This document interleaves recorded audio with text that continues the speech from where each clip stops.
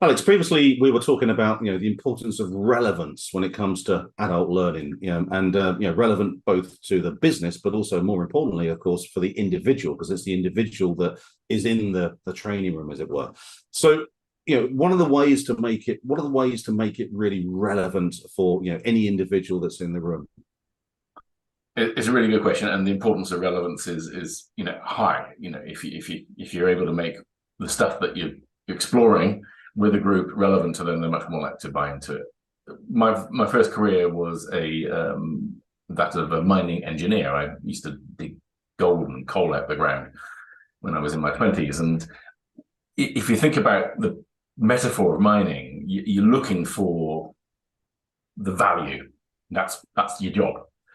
And I think of it very similarly as being a facilitator in any group. It doesn't matter how experienced they are, so how many years they've been around the block or how brand new they are into their role, they will always have some kind of experience or certainly an opinion about any given topic.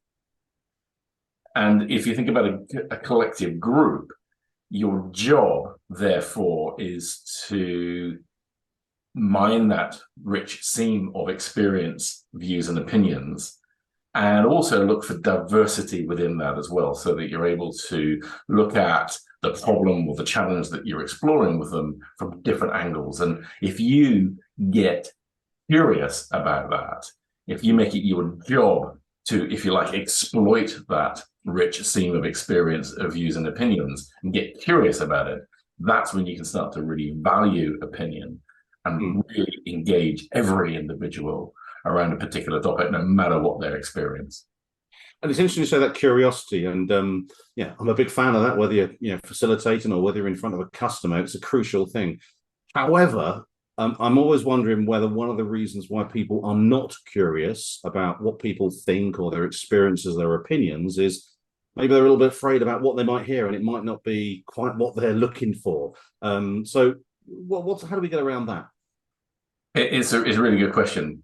And the reason why it's a good question is that as a facilitator, particularly if you're running a program which is a topic that you've explored many times before with many different groups, it is very often that the responses that you'll get from a group will be similar to responses you've heard in the past.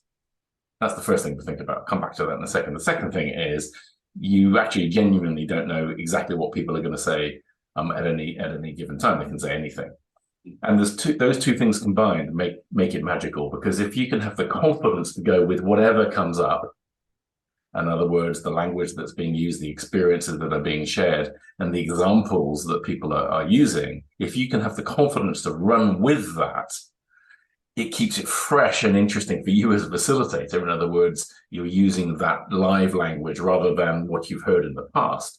But also it helps you stay curious, because what you're genuinely trying to do is find out what's inside that person's mind about that particular experience or that particular opinion. And then you bring that into the classroom, linking it to what it is that you are there to explore with them. And you combine those two things together. That makes it really special. But you have to have a mindset of it being first time every time. And what I mean by that is that if you do that, no matter, even if you have heard things before, for those people, it's probably the first time that they've said those things in that way. So for them, it's very fresh. So you go in with that mindset of first time every time. You're able to value it as if it was the first time, and therefore make it really special.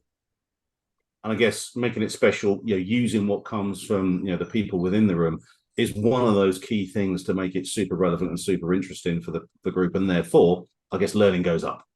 100%, because it's their stuff, not your stuff. And therefore, that makes it special and very much connected to their world, their problems that you're there to explore with them. Okay.